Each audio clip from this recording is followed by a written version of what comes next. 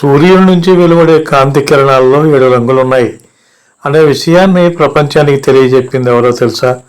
16వ శతాబ్ది వాడైన న్యూటన్ మహాశయుడేనని నేడు పాశ్చాత్యులతో పాటు మనం కూడా అంటూ ఉన్నాం.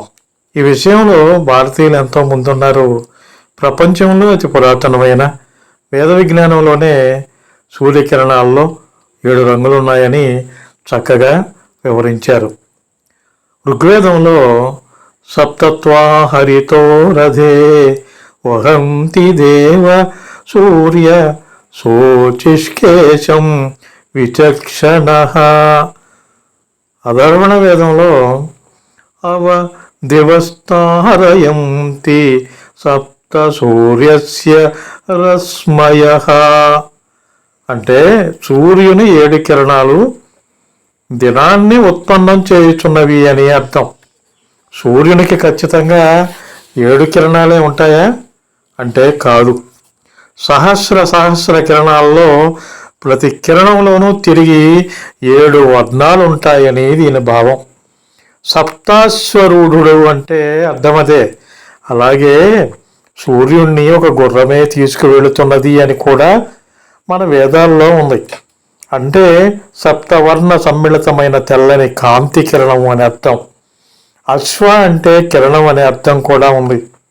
తైత్తరీయ అరణ్యకంలో ఏకో అశ్వో ఆహతి సప్తనామా అని చక్కగా వివరించబడి ఉంది.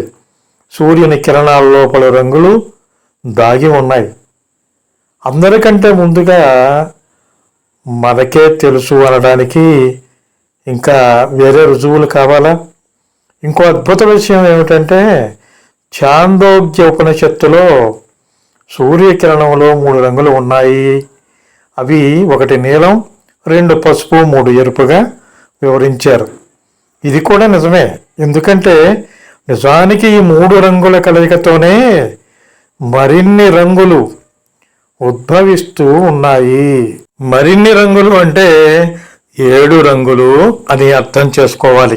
సూర్యుడే జగత్తని తన ఆకర్షణ శక్తితో పట్టి అన్ని గ్రహాలను నడిపిస్తూ ఉన్నాడని వేద విజ్ఞానం స్పష్టం చేస్తూ ఉంది. ఇలాంటి ఎన్నో విశేషాలను తెలుసుకోవాలంటే హోబగంధి క్రియేషన్స్ యూట్యూబ్ ఛానల్ని సబ్స్క్రైబ్ చేసుకోండి. మీకు తెలిసిన వారితో కూడా సబ్స్క్రైబ్ చేయించండి. మరిన్ని వీడియో నోటిఫికేషన్ కోసం ముందుగా పక్కనే ఉన్న బెల్ ఐకాన్ని ప్రెస్ చేసుకోండి. ఆల్ ఆప్షన్ని యాక్టివేట్ చేసుకోండి.